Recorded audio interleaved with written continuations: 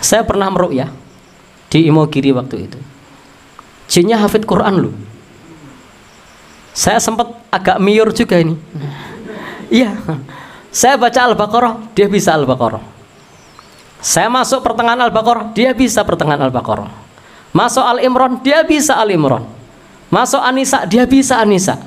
Masuk Al-Maidah, bisa Al-Maidah. Sampai As-Saffat dia bisa. Bila kok iso kabeh? Saya berpikir nih, saya tanya, kamu mondok? Saya mondok Ustaz 5 tahun. Oh, mondok 5 tahun. Kamu hafalannya berapa? Sudah hafal semua. Pondok di mana? Di Albina. Di mana itu? Solo. Ternyata ada bener pondok itu. Dan memang pondok itu pondok penghafal Quran. Saya berpikir ini kalau lomba baca Quran saya megam-megam nanti ini. Ya sudah. Saya sampaikan kepada jinnya itu. Hafalan saya sama hafalan kamu bagus siapa? Bagus saya. Buktikan sekarang kamu baca. Kamu dulu baru saya.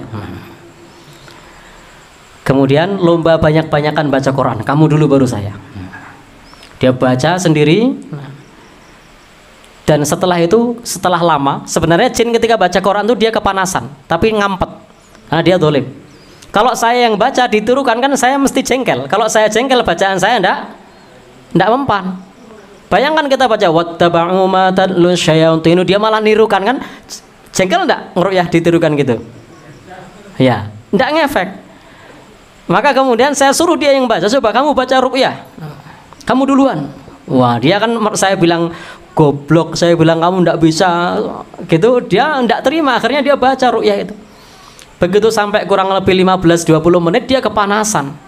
Udah megap-megap melet-melet kepanasan itu, sekarang giliran saya. Udah enggak bisa nirukan lagi dia. Udah kepanasan. Dia bilang Ustadz curang katanya. Ya kalau enggak curang enggak menang. Ya. Ya gimana caranya? Kita bacakan dia nirukan, bacakan nirukan. Ya sudah suruh baca sendiri. Kalau udah kepanasan baru kita baca. Alhamdulillah berhasil teknik itu. Tapi enggak tahu mungkin di kesempatan yang lain teknik ini gagal. Mungkin udah dapat bocoran. Baik. Jadi pernah pakai teknik yang ini dan ternyata berhasil. Jadi ada jin yang hafid Quran.